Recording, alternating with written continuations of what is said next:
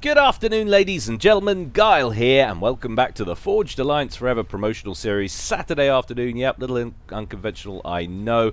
Anyway, I want to start the cast by thanking everyone who's sent me messages and left kind comments about the previous cast. A lot of you enjoying the old 8-man free-for-all format. Well, you know what to do, guys. If you want to see more free-for-all stuff featured here at Guile Cast, throw up some lobbies, have some free-for-all games, and send me in the good ones. Leave the junk at home if you wouldn't mind. We're on to a more standard format this afternoon. It's going to be back to the old 4v4 business, pro level, and all that action is taking place on Tabula Rasa version 3. I'm ready. You guys are ready, and the players are sure as hell ready because they've already played it. Let's get on over to the game zone and see how these guys are going to get on. That's right, baby. We'll call this Team 1 over here on the left, and this Team 2 over here on the right. Going first for Team 1 up here at the top in lurid green, it's Mephi. He's going UEF, opening first land. To his south, down here in Hallyborange orange, it's none other than Zoc, also going UEF, abandoning his Cybrin fanboys. Always nice to see. It looks good on you, Zoc. You should keep it. And he's opening first land. Beneath him, team member number 3 for Team 1, it's Super, also going UEF. I'm loving this so far, in Pontiff White, opening first land. And last but not least, there's always one. He had to spoil it. He's gone Seraphim. It's Katara. Sounds actually more like a woman, but you never know in FAF with these crazy names. He's gone Electric Blue, opening first air, but going second land. Let's take a look at Team 2 as we whiz up here to the top right. It's Luca, or Luca. No idea how to pronounce that, but we go with Luca. And he's going Elephantine Grey, Cybrin, opening first land. Going to get across the river and get his bridgehead built ASAP. Next up, beneath him, that's not what it says in the thing. He's renamed it. It's my good friend Chosen. That's right, in baby blue. I always thought Chosen played in yellow. Don't know what's going there. Maybe he's sick of that color, and he's changing it up. Anyway, here he is. He's opening with first land, going Cybrin, and then going double air 2 and 3.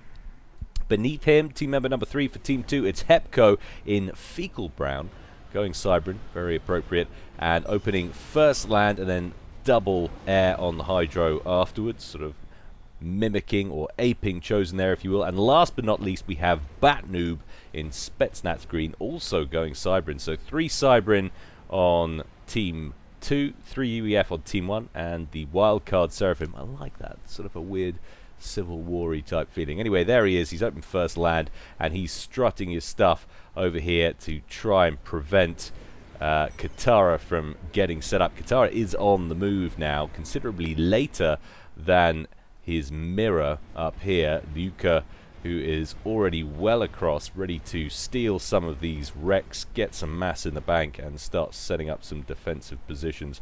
And I think he should be successful. It's a reasonably good start, assuming he doesn't get any help from Zoc, which you can bet that they probably will. Zoc, if anyone's going to be anywhere, it's going to be him. As ACUs move towards the middle, they converge on the 3 causeways, if you will. A lot of mass to be scooped up in there, of course. And you know what? I haven't got the mini-map enabled on this. Any particular reason? No. Let's shove that one in there to keep an eye on things. So Luca's ACU manages to pick off an engineer there. Make sure he gets his hands on all of that mass. Going to have the engineer wreck to boot as well. Why not throw it on in there? Hepco and Zoc about to meet head on in the center, right over the top of that mass field there. Chosen coming in there as well. What does he call it? Lifeless entropy. Oh, very good. I see what you did there. Interesting stuff. In comes a whole load of build capacity dropped in there by Katara. Now, is that there to help with some defensive structures, or is he there just trying to scoop some mass? Well, in fact, Zoc, worst spot to drop. Yes, indeed. And Chosen will take full advantage of that, picking off 2 of those NGs, 2 or 3. Can't remember how many there were now, but there's only 2 left. One of them pretty badly damaged, and even he is not going to make it back. There we go. So not the best drop from our 1500 rated player, our Seraphim player at the bottom there, but alas, never mind. Things beginning to heat up in the middle as Zoc and Hepco go at it, exchanging fire from one ACU to another. Super and Chosen, meanwhile, going to get involved a little bit further back on Team one side of the causeways. In comes another drop of build capacity from Katara. Hopefully a more defensible position for the landing this time. Katara saying really in local chat. 2 comms though. Katara across the river, set up already with a land factory. We've got much coming in the other direction. Well, Batnoob is setting up shop a little bit further downfield from him. He's going to get a land factory online as well with his ACU. Expect a collision of ACUs soon enough, I'm sure. But look at that in contrast with Mephi up here, who's just going to sit in his base and eco all day. Nearly has his first T3 mechs online. Not bad considering he's just about to break the 5-minute mark. Just third T2 mechs, core mechs going down there for Luca on the other side of the river. So he's going to have some decent resources at his disposal, hopefully, to fight off Luca. But having said that, Luca's getting an upgrade on his comm. Shouldn't be too long before we'll be able to find out what that is. I know I could look at the whole energy consumption thing, but it's just too much of a hassle. Somebody else actually had another knack of doing it recently, told me how to look into it, and I was going to, but then I saw a bee and started thinking about that. But Super and Chosen getting into it now. Super down to around 7,200 hit points and falling. Chosen on 7,400. Hepco backing him up. He's not going to continue to press Super. Instead, he's going to try and obliterate this little forward position of Zox, who's got a T1 PD in place. Chosen bringing a whole lot of T1 spam across to their side of the map as well while he's at it. Meanwhile, down at the bottom, Katara and Batnoob going at it. We knew it was going to happen soon enough. Katara on around 9k HP, Batnoob on 7,000. So obviously a large advantage there in terms of hit points on that Seraphim ACU. But in comes a wave of Mantis to assist Batnoob. That's going to considerably aid in the pressure which he's able to bring. And in fact, there's an awful lot coming that way. We do have an airdrop coming, but that's just build capacity. If he's smart, he'll start throwing up PD immediately because he needs somewhere to run to. Katara now down below 5,000 HP and falling. The build capacity immediately starts work on a PD. I'm guessing Batnoob will have spotted that drop, and if he's sensible, we'll get a couple of Mantis to focus that build capacity down. That's what he's going to do. The PD looks like it's going to go online, but Katara down to 1,000 hit points and falling. Batnoob continuing to press down to 300, 200. Boom, baby! And Katara drops out of the game just the other side of 7 minutes. Team 1 lose their bottom player there, so now it's just down to the 3 UEF. That's all you need. That's 3 UEF. It's more than enough to deal with anything else anyone's got. But Chosen with a little bit of a run by here, trying to get a couple of, or in fact 3 Thams into Zoc's base. But Zoc with a drop of engineers now. Looks like he's probably dispatching that down here to scoop up all of this material and no doubt shore up this position, being as there's now a large power vacuum at the bottom of the map for Team 1. Those Mantis queuing up the other side of the river there for Batnoob, making sure nothing comes across. Of course, those not amphibious, so no way for them to get across. I tell a lie. We could get some kind of proxy base on the way. Zoc traversing the river now with these T2 engineers. That Starlifter making its way. See where he's going. No way! Zoc getting all aggressive. That waypoint for the landing zone right at the foot of Batnoob's base. How good is the intel? Well, he's got good coverage there, has spotted that coming in, so he'll be well aware of the danger. Down goes the Starlifter, and that's a lot of stuff. And I love it! They're not just T2 engineers, I hadn't noticed. They are Sparkies, that UEF field engineer with the extra pew-pew gun, because why the hell not? Gets the wall sections up first in preparation for the T1 PD, and then immediately goes to work on the shield gem. One Mantis gets inside the shield there, but not going to get anything done. The T1 PD almost insta-built. That's going to be enough to keep any small garbage out of that shield gem while they get the Triad online. That now goes online, a second on the way, a land factory nearly complete. We're now getting some support coming in from the teammates of T1 Bomber coming in there for Chosen to try and assist with what is now a very serious threat. We've also got a railgun online and now the radar system, so this is rapidly becoming a very functional, very dangerous little base. Those Triads opening up on the core mexes of Bat Noobs now. It's going to take a chunk out of his generated eco right there. Meanwhile, back in the bottom left-hand corner, Super is expanding into Katara's old base nicely. We are getting a bit of a push from Hepco there with his Mantis, but definitely not enough to overrun all of Super's T1 spam there. Airdrop coming in for Chosen with some build capacity, and look how nicely set up Luca is, still in place. I'll take a very quick look at what it was he was going for. I'm guessing that was probably just the T2 engineering suite. He's got T2 and he hasn't got anything else on there, so that's what that upgrade was we saw earlier. But if we go back down to the Proxy base, meanwhile, in the intervening period, Zoc has lost that T1 factory, but another one is being constructed, and the extra Sparky's going for a little bit of point defense creep now. It's just strafing out of those shields with extra Triads. This is going to utilize an awful lot of economy, though, so Zoc not going to have a great deal going on at his base. All of his concentration is going to be on over there. He is working on an upgrade. No doubt the little informative bot, the mod in chat, will tell us what that is when it's finished.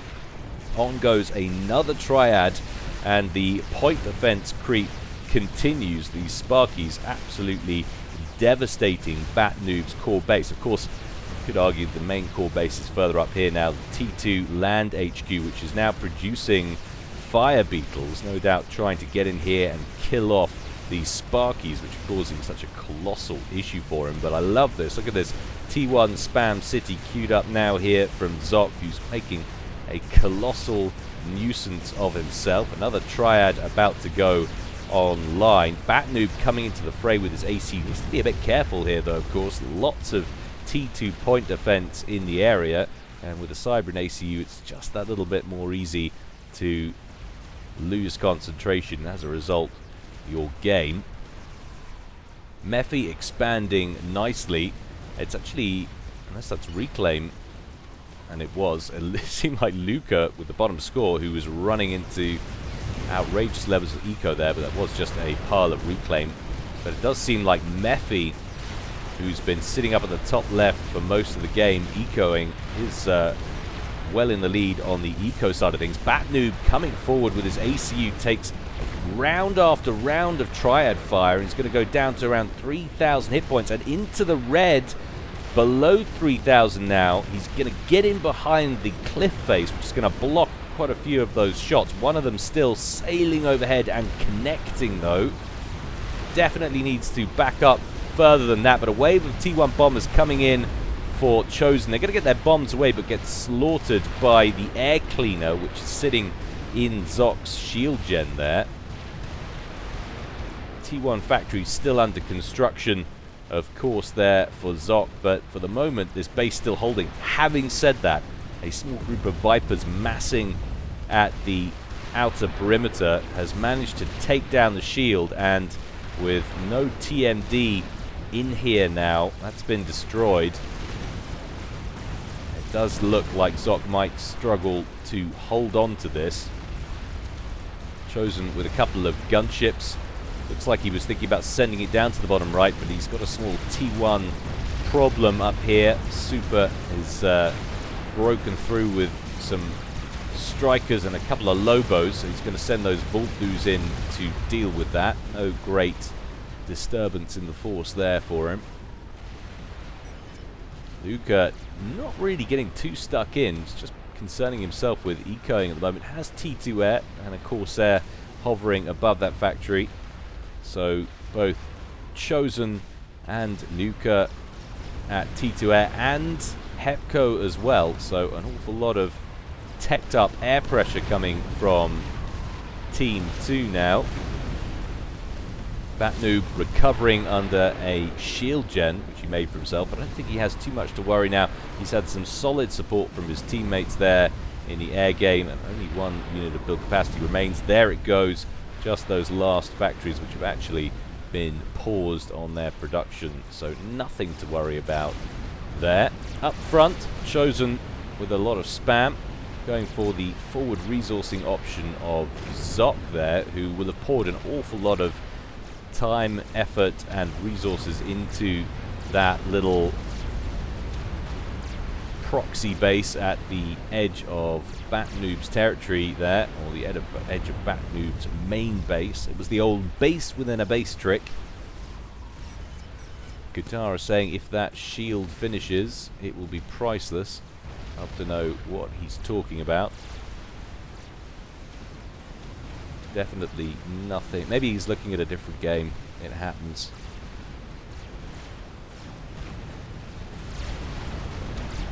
Mongoose on the scene for Super. They're going to be able to tickle this group of T1 at range.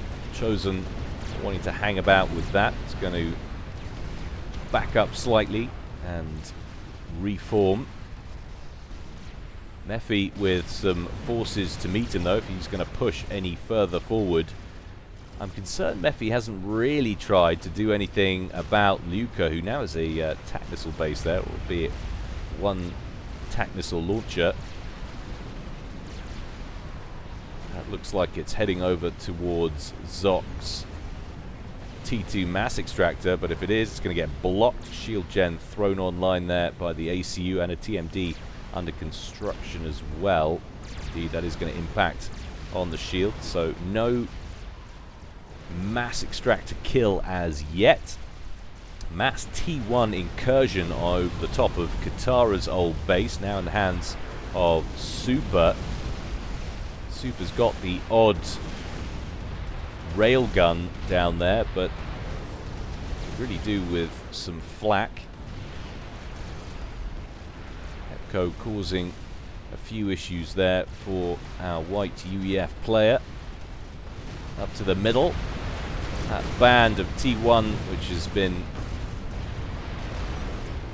jostling for position there for Chosen runs into Mephi's spam, and it's not going to fare too well at all on that front. T1 bombers coming in over the top there from Hepco. A lot of T1 bomber pressure in this one. Usually the most cost-effective way to attack your enemy at this stage in the game. Great for going after engineers early game and the odd exposed position, but that will be unsuccessful. That T2 mass extractor will survive with 850 HP. Taking another look at Eco, Mephi on 116. Zok must be reclaiming, yeah, and he's bottlenecking on power, so that wouldn't have been accurate at all. Super on 114. Of course, having Katara's old base helps on that front. Zok on around 78. And how does that compare? Well, Chosen on 91. Hepco on 58. So actually, 61 there for Batnoob, 60 for Luca. Eco-wise, Team 1 seems like they could be pulling in a little bit more. The longer this goes on, this could play into their hands. Could do with getting a snipe though. Even things up on the player stakes. Mephi has finally brought his ACU forward. Going to get a shield gen together, and he's got a couple of flapjacks hurling missiles at Luca's position, but plenty of zappers in place already, protecting the shield. Some Cerberus turrets in there as well now online, so that front looking pretty static for now. More T1 bombers cross over, and a nice little drop there full of Medusas from Batnoob. Going to go after that bottom T2 mass extractor, but Super's paying attention, dispatches his T1 spam in the area to head on down there, and I think they're going to save the mechs. Down goes the last Medusa. They do save the mechs. They do lose 3 mass storage out of it, but that's not the end of the world. taking up a bit of Bat Noob's APM there.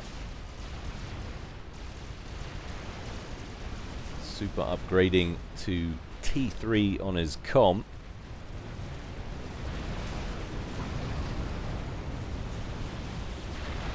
He's quite far forward as well. Right on the front line there. Zoc also getting an upgrade, but he's sitting further back, periodically pausing and unpausing that, but using the engineers to assist. Quite a lot of Corsairs on the field now for Team 2. Lyoka lurking, see what I do there, over the center.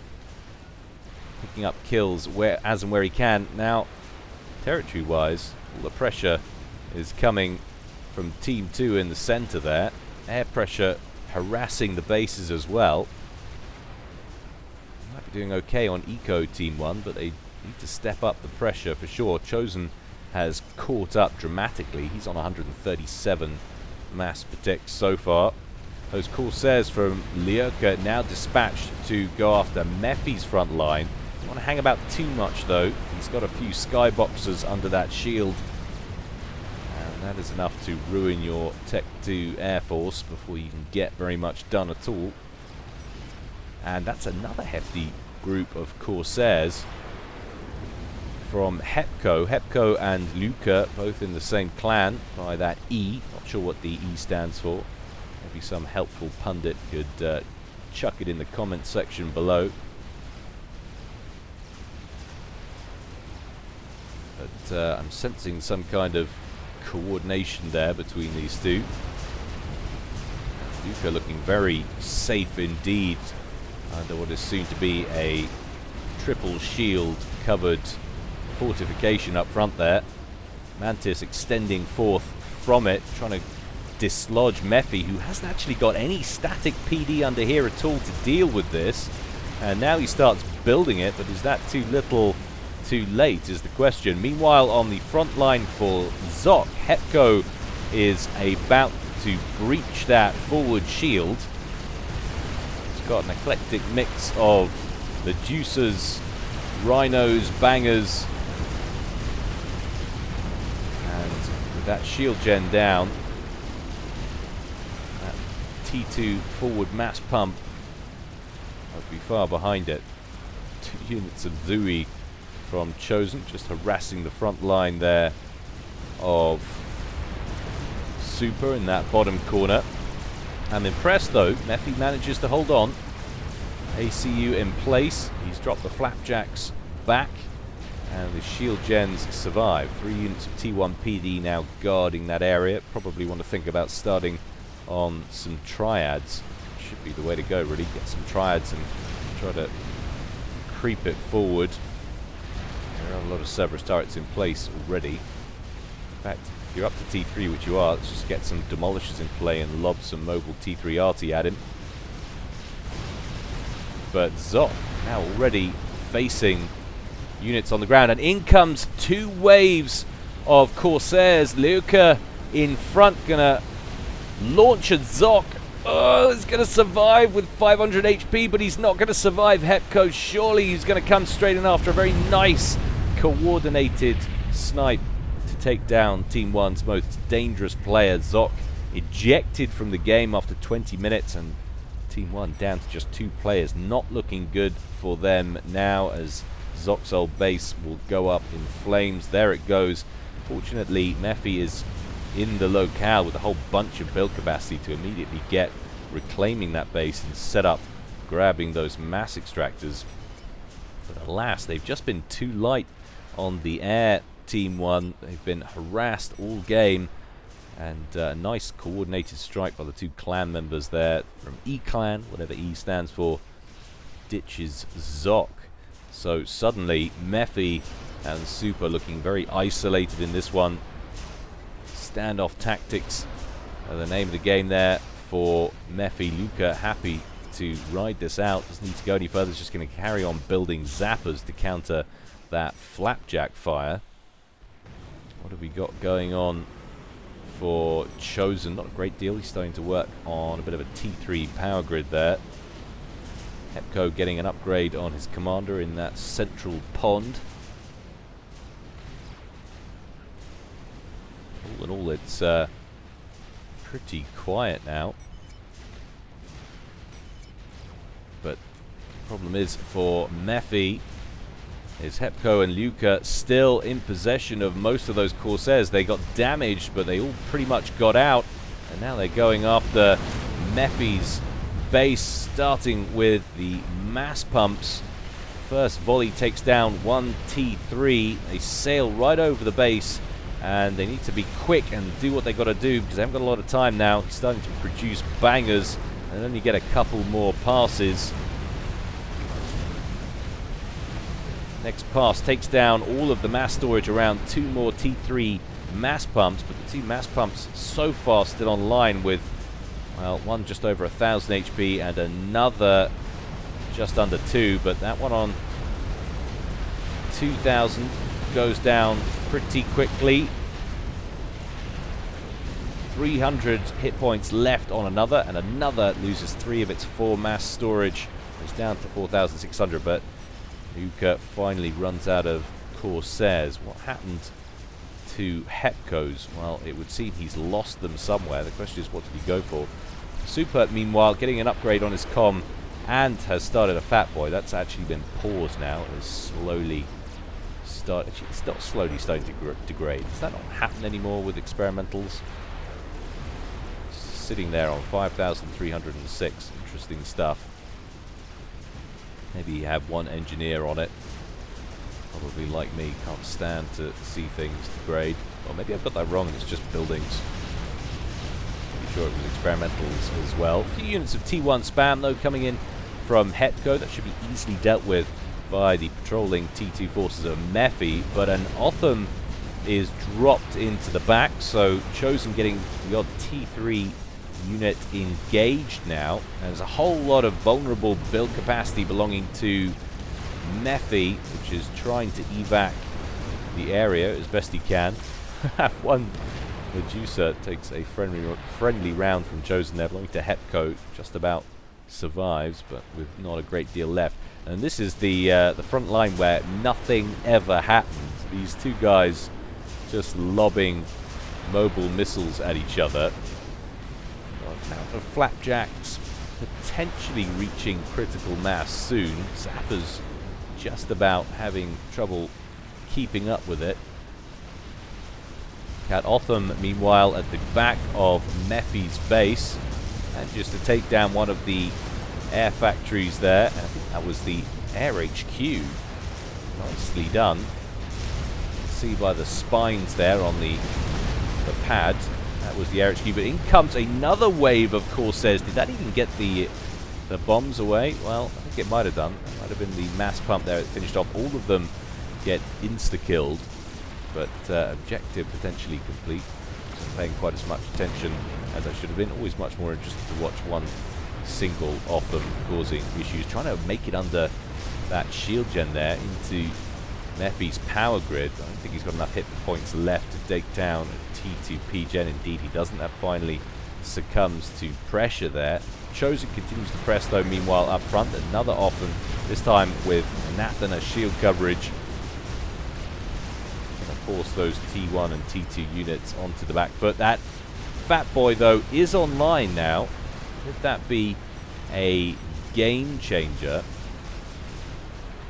Well, we have an Ethota online as well for Chosen, and that is heading straight for Mephi's front line. Take a look at what Mephi can see. Well, he can see absolutely diddly right now. He's got no intel whatsoever. He's got power, but no vision on anything in this part of the map at all. The only thing he can see is this moving down here, so he's going to be unaware of all of the chicken-shaped trouble that's heading his way.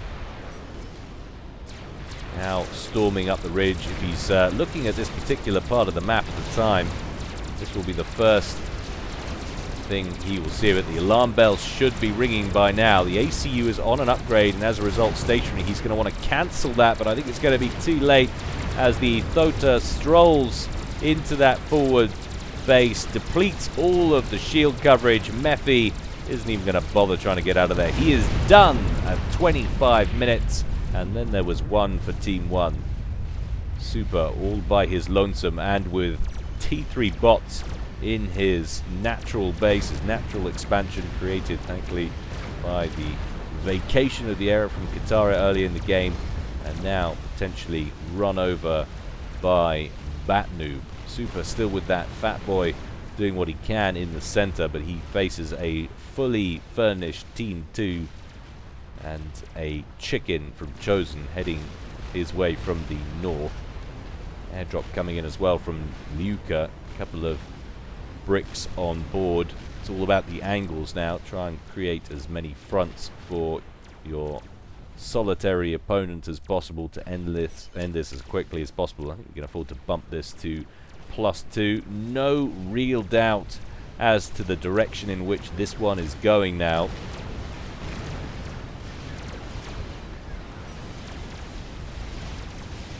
Percival's trying to intercept those bricks, but coming in single file doesn't usually work out too well. Percival's not getting their most efficient attack on, but they are going to manage to kill off the brick and rescue that T3 mass pump, which is going to survive on 1600 HP. Nice little drop there from Liuka. The Dragonfly doesn't survive, but the bricks do. One Percy for one brick there.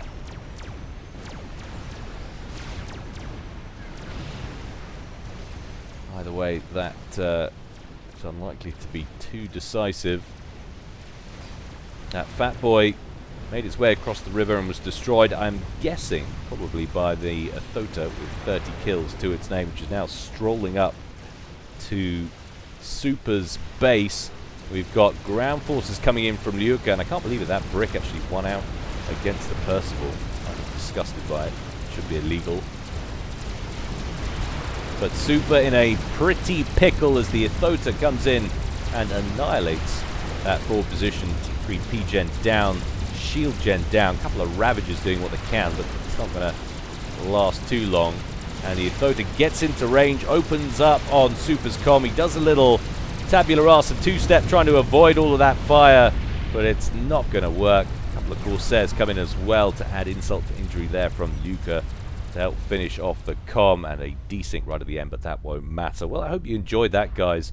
I certainly did. I will try and get on a more even keel next week, Tuesday and Thursdays, but keep those replays coming, guys.